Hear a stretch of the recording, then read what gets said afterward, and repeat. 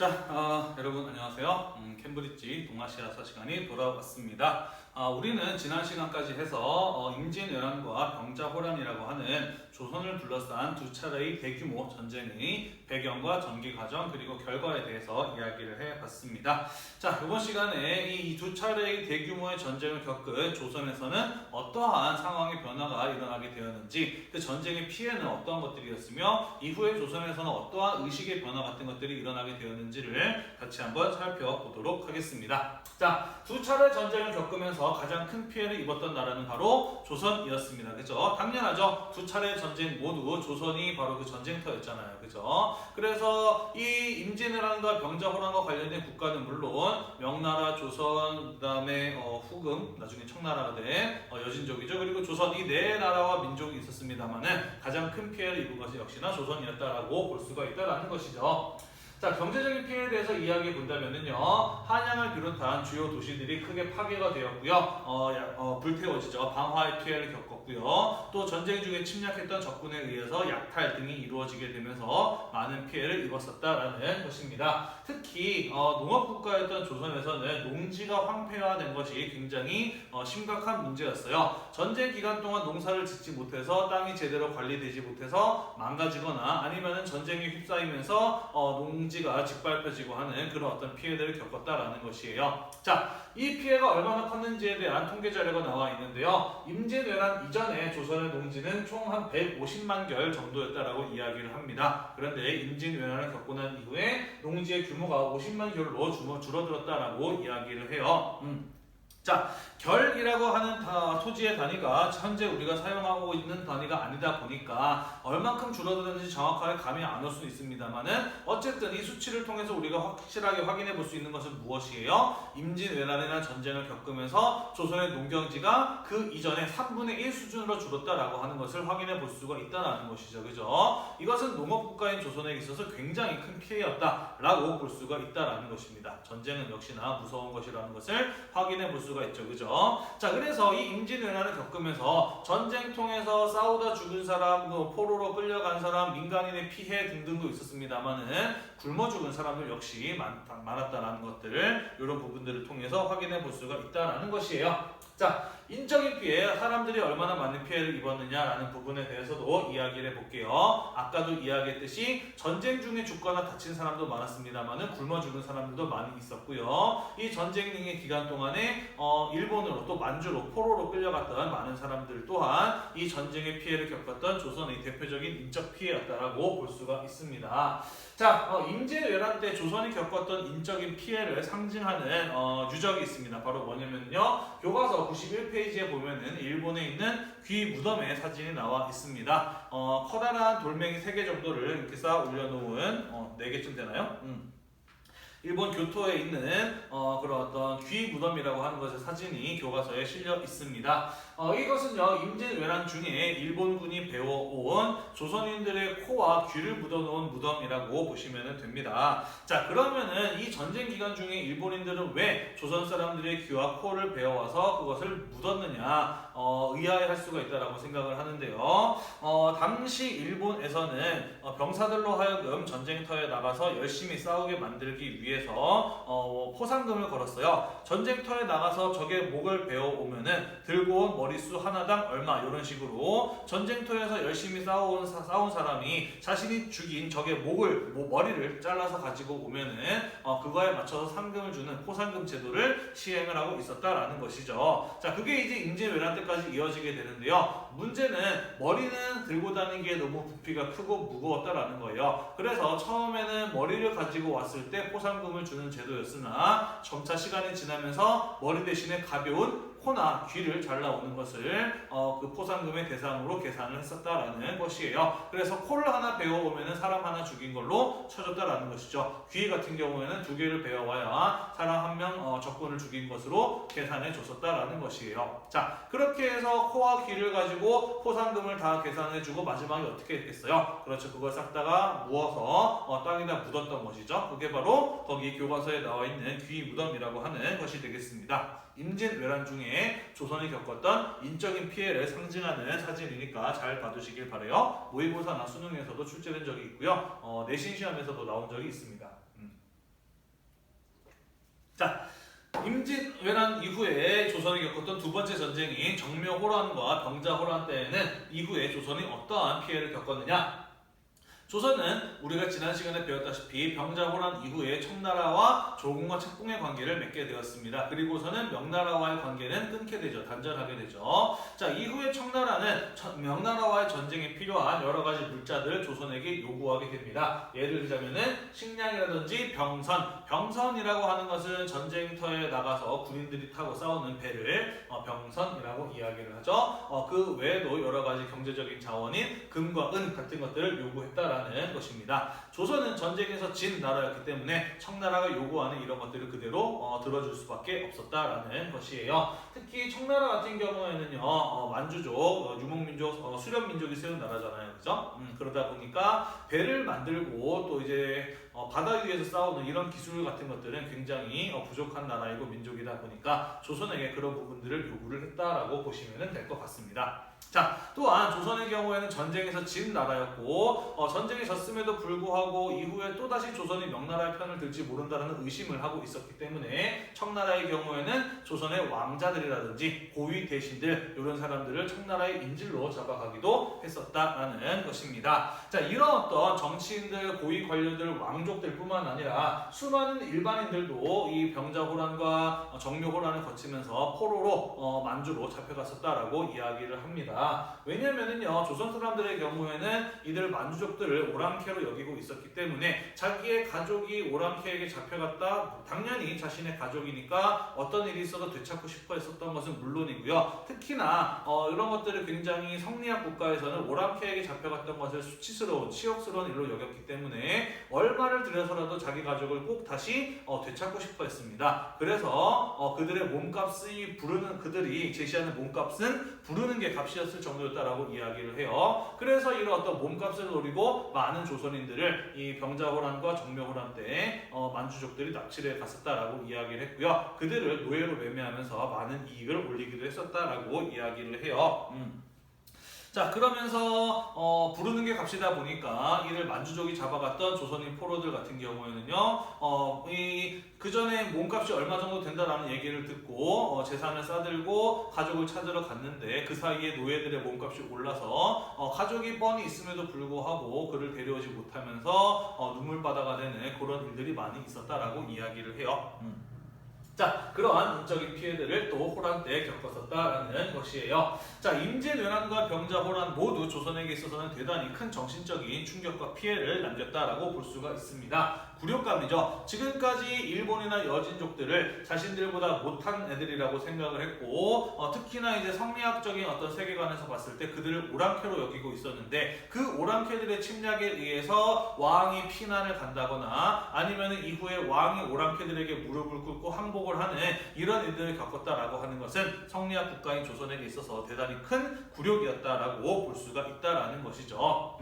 또한 이 환향녀의 문제가 사회적인 문제로 대두되기도 했습니다. 환향녀라고 하는 것은요, 포로로 잡혀갔다가 돌아온 여성을 가지고 환향녀라고 이야기를 해요.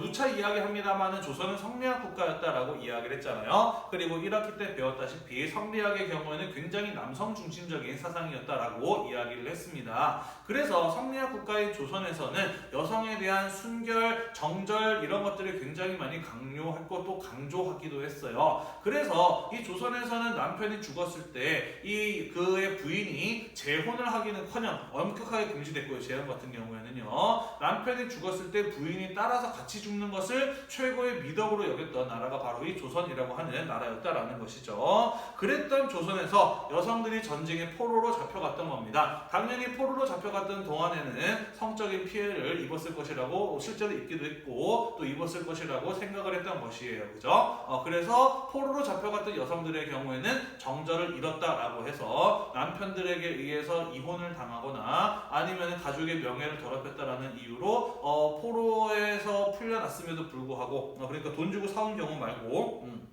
뭐 외교적인 협상이라든지 뭐 아니면 이제 정치적인 이유에서 석방을 해주는 경우들이 있었는데요. 그렇게 이제 힘들게 다시 조선 땅으로 돌아온 여성들이 가족의 명예를 더럽혔다라는 이유, 정절을 잃었다는 그런 이유로 집안으로 가족의 품에 다시 돌아오지 못하고 외면당하는 그런 일들이 상당히 많았다라고 이야기를 합니다. 그래서 가족에게 외면당한 여성들의 경우에는 혼자서 여자 혼자 먹고 살기 힘들다 보니까 어쩔 수 없이 다시 청나라로 가는 그런 경우가 있었다라고 하고요. 심지어는 몸을 팔면서 살아가는 그런 여성들이 나타나기도 했었다라고 이야기를 해요. 그래서 이 환향녀, 고향으로 돌아온 여자라는 뜻의 이 환향녀라는 말이 나중에는 환양년이라고 하는 성적으로 문란한 여성을 비하하는 그런 어떤 용어로 쓰이기도 하는데요. 사실 그런 말을 쓰면은 안 되는 거죠. 그죠?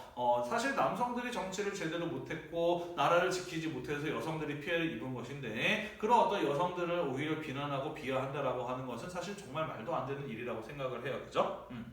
자, 이런 일들이 있었다라는 것, 전쟁을 겪으면서 조선이 입었던 피해, 임진왜란과 병자호란 이후에 조선이 겪었던 여러 가지 피해에 대해서 간단하게 정리를 해봤습니다. 자, 일본 같은 경우에는요, 임진왜란 때 조선을 침략한 입장이었습니다만은 전쟁의 피해가 없었다라고 할 수는 없어요. 어쨌든 침략한 국가였지만은 나름 전쟁의 피해를 겪기도 했었다라는 것입니다. 어떤 피해들을 겪었느냐? 이 임진왜란 때 조선의 군대를 이끌고 왔던 다이묘들 같은 경우에는 조선에 데리고 온 이 군인들 누굴 데리고 왔겠어요? 당연히 자신이 지배하는 땅의 농민들을 병사로 뽑아서 데리고 왔을 겁니다. 그죠? 또한 그들이 전쟁에 필요한 무기나 식량 같은 것들을 만드는 데 들어가는 비용 같은 것들도 당연히 자신들이 지배하는 땅에 살고 있는 무사와 농민들에게 그 비용의 부담을 지었을 것이에요. 그죠? 자, 그래서 전쟁터에 끌려가기 싫었던 무사와 농민들, 또한 이런 어떤 전쟁에 대한 비용을 지나치게 많이 부담해야 됐던 농민들, 이런 것들로부터 고통을 받았다라는 것이죠.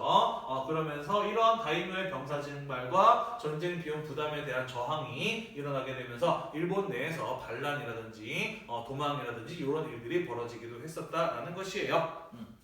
자, 그래서 우리는 이렇게 해서 전쟁의 피해라는 부분까지 같이 한번 정리를 해보았습니다. 자, 마지막으로 정묘호란과 병자호란을 겪고 난 이후에 조선에서는 어떠한 인식의 변화가 일어나게 되었는지 또 대외관계의 변화가 일어나게 되었는지를 같이 한번 이야기를 해보도록 할게요.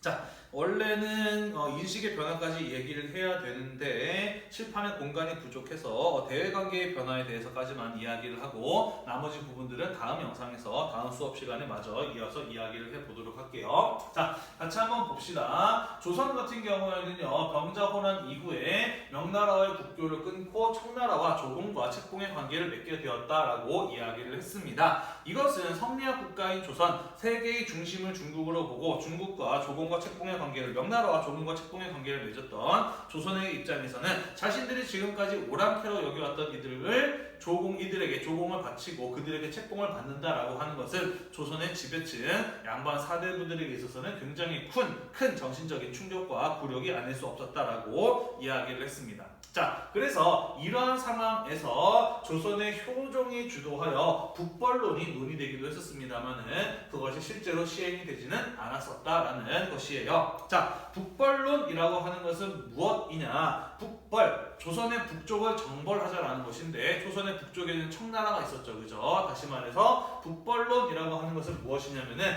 조선이 청나라를 정벌하여 병자호란 때 당했던 수치를 씻고 임진왜란 때 우리를 도와줬던 명나라에 대한 의리를 지키자라고 하는 주장이 바로 이 북벌론이라고 볼 수가 있습니다. 자, 그래서 실제로 이 청나라와 조공과 책봉의 관계를 맺었던 조선에서는 그런 어떤 충격과 굴욕을 극복해 보고자 청나라를 공격할 준비를 했었다라는 것이에요. 그리고 실제로 그렇게 하자라는 주장이 나왔으니 그게 바로 북벌론이라고 하는 것이었다라는 것입니다. 자, 그래서 효종 때 실제로 군대를 훈련시키고 군사제도를 개혁하는 등의 여러 가지 어떤 실질적인 이 청나라를 정벌하기 위한 준비 같은 것들이 이루어지기도 했습니다. 하지만 당시에 조선에서 이런저런 자연재해가 일어나게 되면서 농민들의 삶이 힘드니 지금은 전쟁할 때가 아니라 나라를 재정비할 때다라고 하는 이런 어떤 주장들이 나오게 되면서 실제로 청나라를 정벌한다거나 청나라를 공격한다거나 하는 일은 일어나지 않았다, 시행이 되지는 않았었다라는 것이에요. 이후에 조선 숙종 때 가게 되면서 청나라에서는 3번의 난이라고 해서 한족들이 대규모의 반란을 일으켰던 적이 있었는데요. 이때 한족들이 대규모의 반란을 일으켰을 때 이때야말로 청나라를 정벌하기에 가장 좋은 시기가 아니냐라는 주장이 나오면서 다시 한번 북벌론이 논의가 되었습니다만은 조선이 그것을 실행에 옮기기도 전에 이 3번의 난이라고 하는 사건이 진압이 되면서 더 이상 조선에서는 북벌론이 논의되지 않았다라는 것입니다. 자, 그러면 당시 조선의 효종이나 양반 사대부들의 경우에는 진짜로 조선이 청나라랑 싸워서 이길 수 있다라고 생각을 했던 것일까요? 청나라를 정벌하는 것이 현실적으로 가능하다고 생각을 해서 이러한 것들을 주장을 하고 또 준비를 했던 것일까요?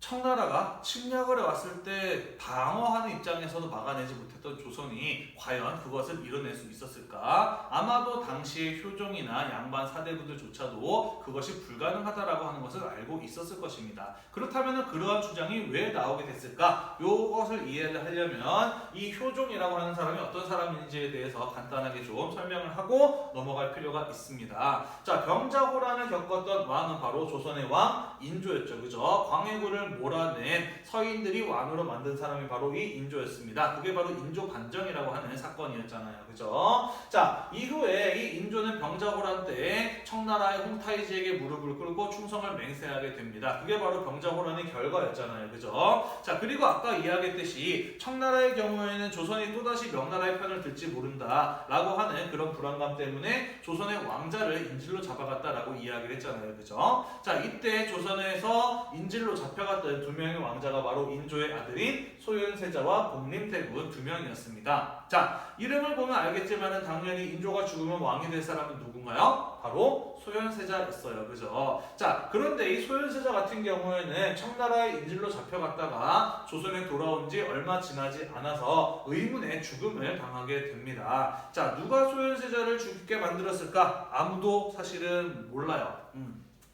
소현세자 같은 경우에는 청나라에서 조선으로 돌아온 지 얼마 지나지 않아서 학질, 요즘 말로는 말라리아에 걸렸다라고 해요. 그래서 이제 고열에 시달리다가 이제 조선 왕실의 의사가 와서 치료해주겠다고 침을 놔줬는데 그 침을 맞은 지 얼마 지나지 않아서 온몸이 검게 변하면서 사망을 했다라고 해요. 온몸에서 이제 피를 쏟아내면서 사망을 했다라고 합니다. 얘기를 들어보니까 어떻게 죽은 것 같아요? 온몸이 검게 변하고 피를 쏟아내면서 죽었다. 영화에서 봤는지 모르겠지만 독살 당할 때 대표적인 증상이라고 이야기를 합니다. 자, 그래서 소현세자는 독살 당했을 가능성이 굉장히 높습니다. 자, 그렇다면 도대체 누가 소현세자를 죽였느냐라고 하는 의문이 남잖아요. 그죠? 사실 이것도 아무도 모릅니다만은 가장 유력한 설은 뭐냐면은 인조가 죽였을 것일 가능성이 가장 높다라는 설이 있어요.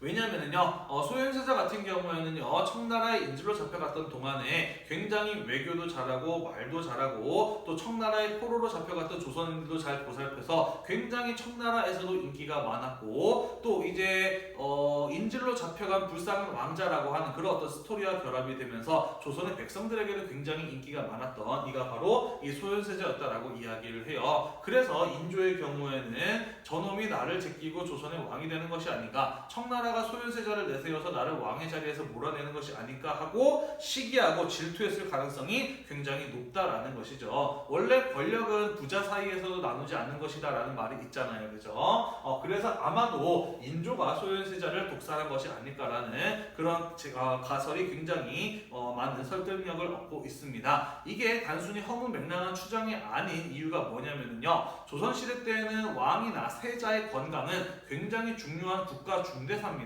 그렇기 때문에 왕이나 세자가 감기에만 걸려도 조선 왕실의 의사인 어의를 처벌하는 기록이 남아있어요.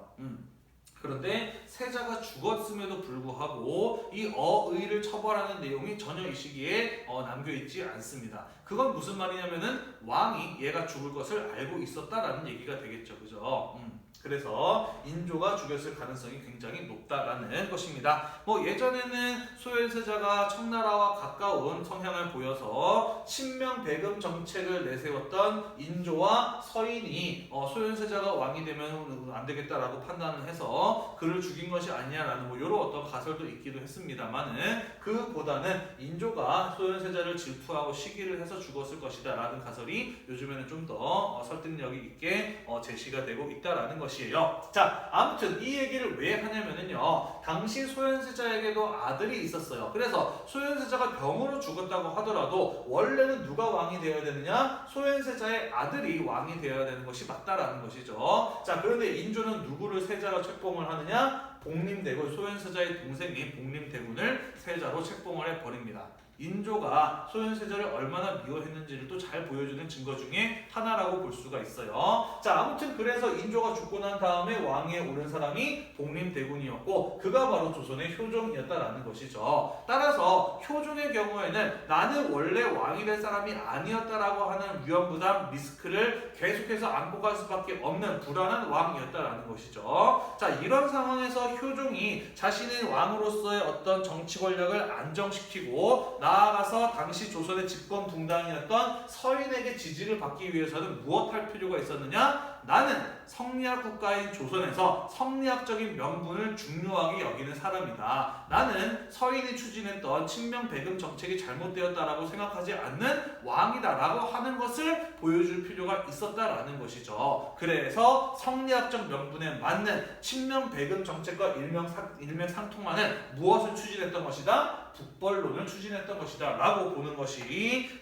가장 타당한 북벌론이 추진된 배경이라고 해석할 수 있을 것 같습니다. 아마도 효종의 경우에도 자신이 현실적으로 북벌이 불가능하다고 하는 것은 알고 있었을 것이고 서인들 역시 마찬가지였을 것이다 라는 겁니다. 다만 효종의 경우에는 아까도 이야기했듯이 왕권을 안정시키고 더불어 조선의 통치체제를 정비하고자 하는 차원에서 북벌론을 주장을 했던 것이고 서인들 역시 과거에 자신들이 추진했던 집권 명분인 친명배금 정책이 잘못되지 않았다. 자신들의 잘못을 인정하고 싶지 않았기 때문에 이 효종이 주도했던 북벌론에 대해서 그것을 지지하고 또 주장을 하는 이런 어떤 모습을 보였던 것이다 라고 해석을 할 수가 있겠죠. 그죠? 자, 이 북벌론 교과서에서는 정말 짧게 나오는 부분이긴 합니다만은 당시 조선을 둘러싸고 있었던 국제관계와 당시 조선 사람들이 가지고 있었던 성리학적인 사고 그리고 그들에게서 중요하게 여겼던 대외관계에 대한 인식 이런 것들이 골고루 녹아져 있는 굉장히 중요한 주제가 바로 이 북벌론이라고 하는 것이거든요. 이 부분 여러분들